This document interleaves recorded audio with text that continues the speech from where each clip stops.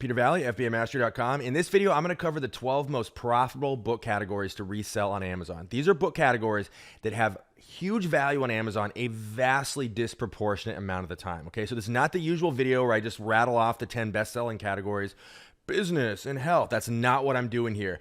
This video is the product of me having personally scanned literally over 1 million books in my book selling career, distilling that data down into a concise list of the 12 most profitable book categories and subcategories. Let's get into what we're going to cover. Number 1, specifically how I arrived at these 12 categories. Number 2, why it is absolutely mandatory. I've said this a million times, mandatory to not rely solely on your scanning app to find profitable products to resell on Amazon. I'm going to talk about that. And number 3, this is going to be 95% of the video, the 12 most profitable book categories to resell on Amazon.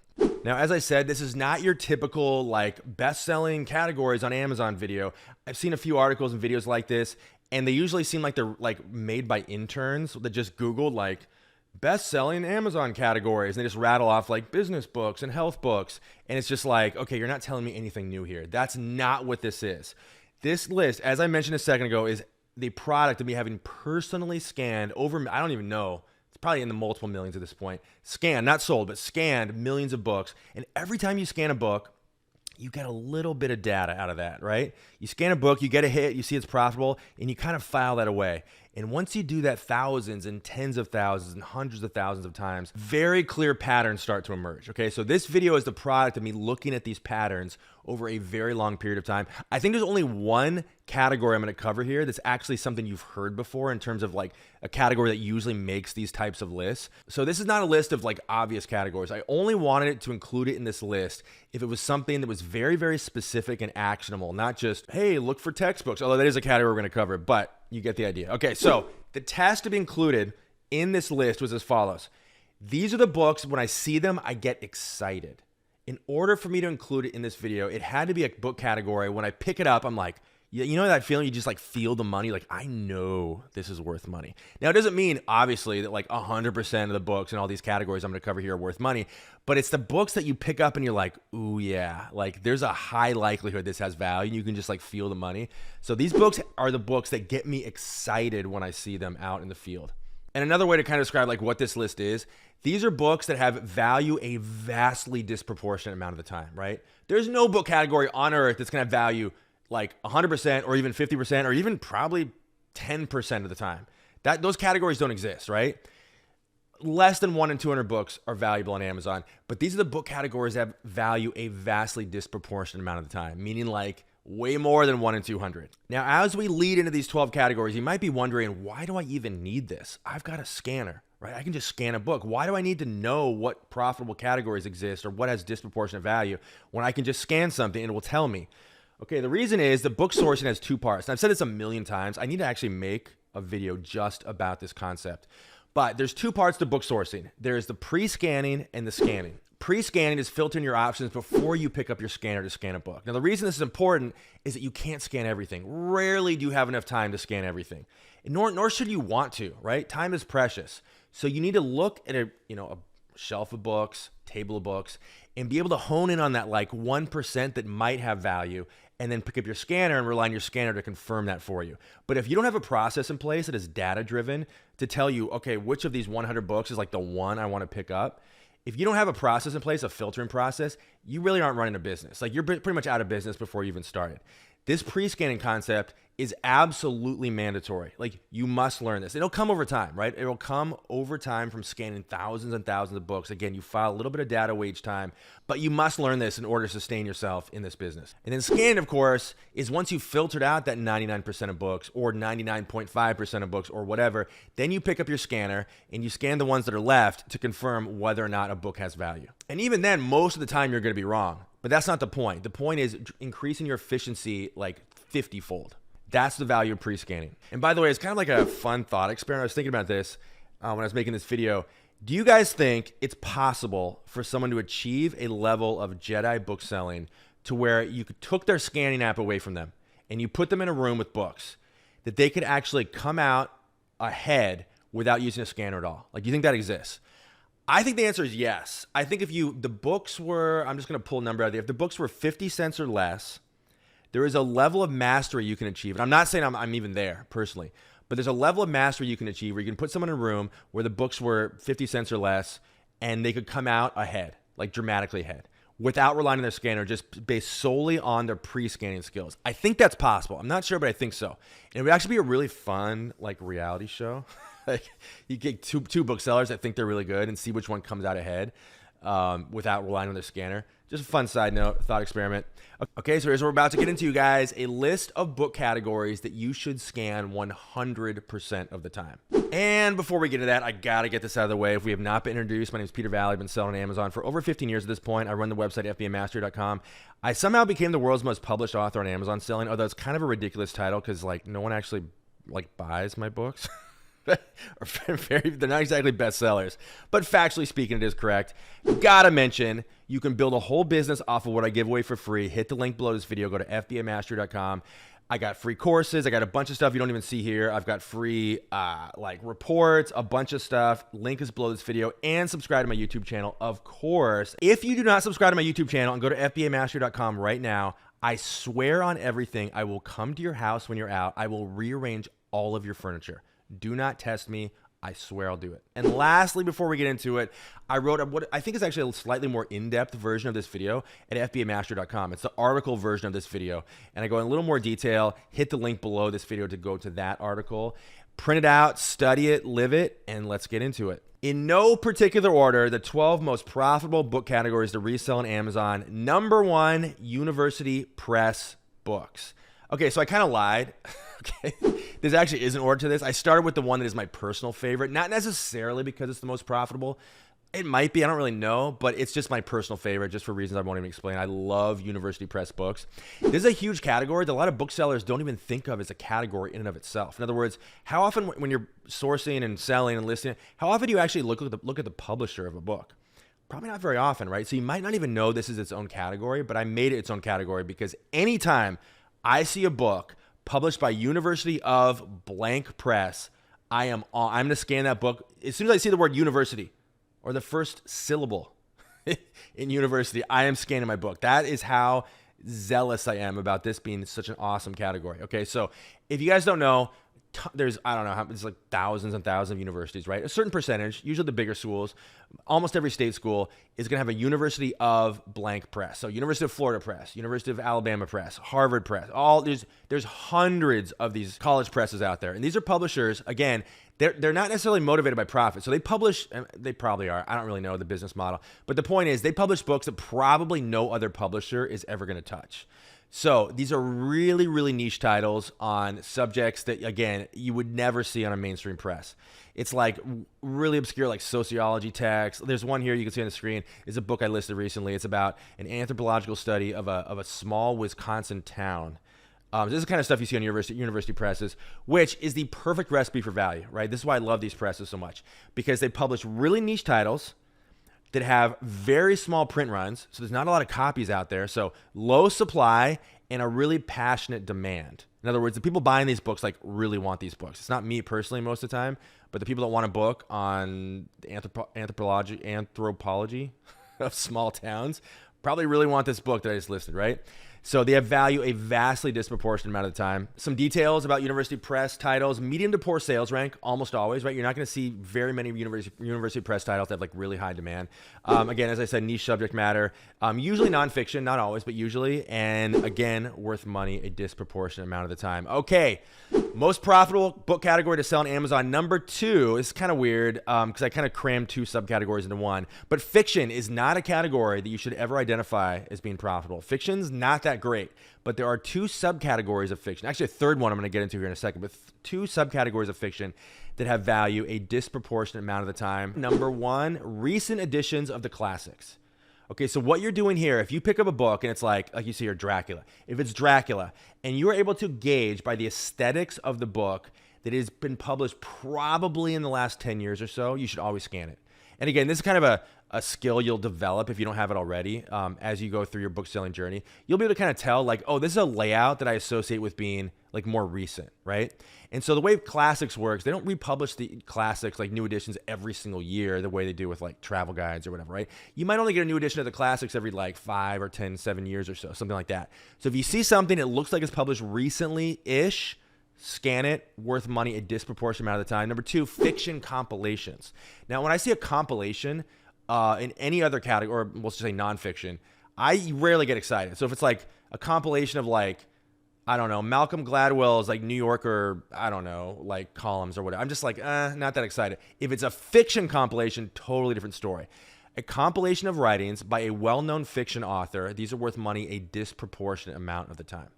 Number three, most profitable book categories to resell on Amazon, new condition books. Now, these aren't really a category in terms of like a subject matter, but they're a category all the same. It is absolutely criminal how much money Amazon sellers leave on the table because they think that any single book that is in the secondhand market is inherently a used book.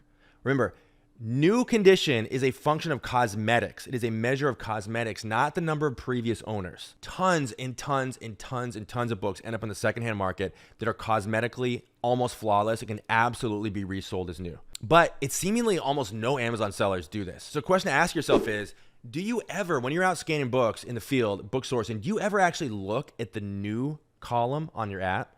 You might not. You might be so conditioned to think of any book in the secondhand market as being used that you just instinctively have conditioned yourself to just only look at the used column, okay? What you should learn to do is pay attention. If you pick up a book, pay attention if it might possibly be a book you can pass off as new. I don't mean like pull one over on a buyer. I mean a book that is like, for all intents and purposes, new. Like it's cosmetically almost flawless. That's the only measure of whether a book is new, is cosmetics. So ask yourself when you pick up a book, could this be passed off as new? Now, here's the thing. The reason you're doing this is there can be a massive chasm between the used value and the new value. It is very, very common for a book to have no value used and be like $30, $40, $50 new or whatever. That gap can be massive. So when you're sourcing, take note of any book that might be a new condition. Number four, books on fringe religions. Religions that you may not have ever even heard of. Now, I kind of have to be careful here because I don't want to call religion fringe just because it's not, quote, normal. It's not fringe to the people that adhere to these religions. It's very normal to them, right? So I'm putting the word fringe here in quotes because just to be fair to people. But the point of this is if it's a religion that's considered somewhat exotic in the context of, current times in the United States of America, that is a strong recipe for value. Books on religions that aren't very mainstream have value a vastly disproportionate amount of the time. Now, what do I mean when I say fringe or not mainstream? I'm talking about any religion that's not in the top 5. There are 5 religions that make up, I think the statistic is something like 98+% of all people that identify with a religion identify with either Christianity, Judaism, Buddhism, Islam, or Hindu. Okay, those are the top 5 in the United States and I think worldwide as well. So any religion that's not in those top 5, absolutely scan it 100% of the time. It has value a hugely disproportionate amount of the time. And by the way, I want to be clear, religion in and of itself, even within this top 5, very profitable category. And I'm not saying that it's bad if it's in the top 5, right? These top 5 religions. Tons of value in books on Judaism, Christianity, Buddhism, Islam, like tons and tons of value.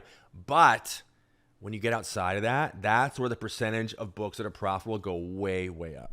Number 5, most profitable book categories to resell on Amazon, niche business books. Another category where I have to say, it's not saying that mainstream business books are not in and of themselves a really, really strong category because they are, but the more niche, the better. You're going to see that pattern kind of repeat itself through this whole list. The more niche, the better. A niche business book, basically the rule of thumb here is if you don't understand it, scan it. Okay, so if you pick up a book and you're like, I know it's about business, but what the heck is this algorithmic trading high frequency? Like what? Just scan it. If you don't understand it, scan it.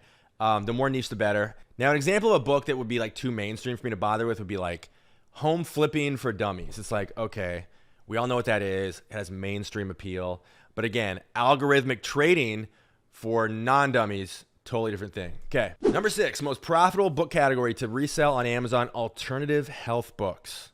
Okay, you guys are seeing the pattern now. I keep repeating this. Niche, fringe, obscure, non-mainstream. The weirder, the better. So alternative health books are no exception. Now, I guess the rule of thumb here would be if you looked at a book and it was about some healing regimen and you look at it and you're like, okay, there's no way my insurance company would cover this. That's a pretty good rule of thumb. That's a recipe for value right there. I don't know if you guys can relate. I think we all can. There's certain like books you sell like early on in your Amazon selling career where you learned an important lesson, and they maybe even weren't that eventful. Like you might have made like $20, but you're just like, oh yeah, like a light bulb moment. Like, wow. I remember with health books, I remember selling a book. Again, it was like $25, like not very eventful, but it was a book on healing, like curing disease by swimming with dolphins. Like literally, that's what the book was about. And I was like, no one's gonna buy this. It's weird. And I listed it and it sold. And I was like, oh, important lesson here, right? And so so again, the weirder the better when it comes to health subjects. So I'm talking about hypnotherapy. I'm talking about healing with magnets, crystals, like that kind of stuff, right? If insurance companies think it's too wacky to deal with, okay, that's a good recipe for value. Most profitable book category resale on Amazon, number 7, poetry books. Now I covered fiction a little bit earlier, right? 2 subcategories. Poetry deserves its own category.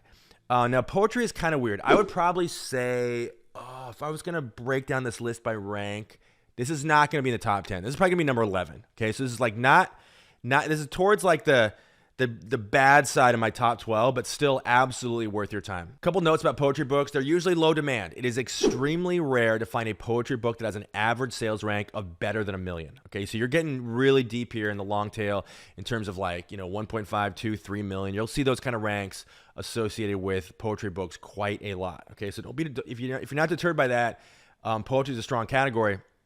They just tend to hold their value. I don't know what it is. They just tend to hold their value really, really strongly. They're also usually really small and light. So if you're an FBA seller, you get a break on fees. Usually the average poetry book is going to be like under 120 pages. And they're usually going to be small, like trade size. So you're getting a really light, small book. So you get a little, increase your margins a little bit there. And they just hold their value better than most books. Definitely better than most every other fiction subcategory. Okay, number 8. Most profitable, I was going to get to it, you guys. Number 8 most profitable book categories to resell on Amazon: textbooks. Now, this is, again, textbooks are probably the only entry in this list that's going to also be in everyone else's list. Like, I want to keep this list really, really strong and really, really specific and unique. And again, textbooks, they're on this list for a reason. They're on everybody's list for a reason. There's a lot of money in textbooks, and there's not a lot to say about them. I've probably written a 100,000 words about how to profit from textbooks on FBAmastery.com. Not a lot I can say about this. It's all been said. If you see a textbook and it looks like it was been published in the last 15 years or so, you got to scan it every time. Number 9 most profitable book category: large print books. This one is probably number 12 for me. Like in terms of like best to worst, probably number 12. It's still worth mentioning, of course. That's why it's on the list. But large print books are kind of weird. The reason they're good is that, first of all, the demand is usually very poor. So you're not going to see a large print book with an average rank of better than 1 million usually. But they do smaller print runs. So you're kind of seeing the formula here play out throughout these categories, like low print runs, right? Low supply, and then a passionate audience for those books, a passionate demand. In other words, so large print books, by the way, if you don't know, they're for people that have vision problems, right? So if you have vision problems, you don't have anywhere else to go. Like, you need to buy the large print version, right? So that's going to be what we call a passionate audience. That's a great formula. Again, I wouldn't say these are like, again, number 12 on my list of 12, but still very strong category. Number 10, most profitable book categories to resell on Amazon: anything that is super, super weird. Now, in a sense, this is kind of the umbrella that, like, the canopy over which every other one of these 11 other categories falls into. Right? You hear me keep mentioning this over and over in this video. It's like anything super weird, super niche, super exotic, super fringe, right? But I had to give this its own entry because I want to make it really clear that anything that's not in these 11 other categories that is super weird, you absolutely should scan it. Now, it's kind of tough because what's weird to one person isn't weird to another person. So I'm talking about really weird. I'm not talking like if you're like into classical music, you think like Led Zeppelin is like really freaking exotic. That's not what I'm talking about. I'm talking about really weird. Not just weird to you, and not just like slightly outside the mainstream. I mean, the weirder, the better. In a sense, this is really the number one book sourcing principle, period. I mean, really, if I just was going to distill this video down into like just one, it would be this. Look, pick up, focus, hone in on, pick up and scan anything that is super, super weird. Now, the problem I found with teaching this to people is, again, kind of what I said a second ago, is they don't really understand what I mean when I say weird. I don't mean offbeat. I don't mean a little bit like, oh, like the people that have the piercings in their nose, or I mean really weird, okay? Like you got a book right here on the screen. What do we know about Bigfoot? That's weird. Now, what's not weird is like a book on, organic gardening. Like, oh, those crazy organic gardeners. Like, that's not really what I'm talking about. Again, you really can't get too weird. Like, the weirder, the better is basically just the principle I'm trying to convey here. Number 11, most profitable book category to resell on Amazon, books without barcodes. Cannot stress this enough. This is gold, you guys, but it is entirely different than every other category we're covering here. You notice with every other category, these books have disproportionate value because of the actual subject matter. That's not what I'm talking about here. Books without barcodes have disproportionate value because other Amazon sellers miss them. They're too lazy to key in a book or hold the camera over the ISBN to scan it that way with OCR. They won't do it. So almost all Amazon sellers leave these books behind and ignore any book without a barcode.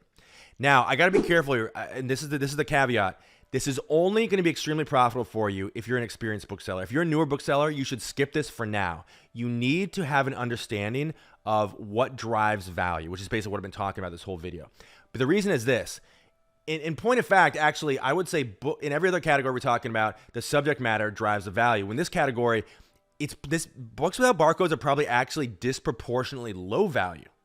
So why am I covering this? Because what I'm saying is, if you can spot the categories that have value and then find within that the books that don't have barcodes, that is a recipe for serious cash, okay? So again, if you're just going through and like seeing a bunch of Reader's Digest books that don't have barcodes and keying those in, you're going to waste tons of time. Because an experienced bookseller would know, okay, I'm going to pass on the Reader's Digest, right? If you're an experienced bookseller, you can look at a book and go, okay, there is a good chance, not necessarily better than 10%, but still a better than average chance this book has value. And you're only going to focus on those and key those in. And because other Amazon sellers almost always miss books without barcodes, it's going to have value a hugely disproportionate amount of the time. Now, for you newer sellers, there's still hope for you. If you find a book without a barcode that falls within any of these 11 other categories I've covered, that is going to be even more of a disproportionate value. In other words, if you're finding, value 1 out of, like 50 books you scan, it's going to be more like 1 out of 20 with books without barcodes or something like that.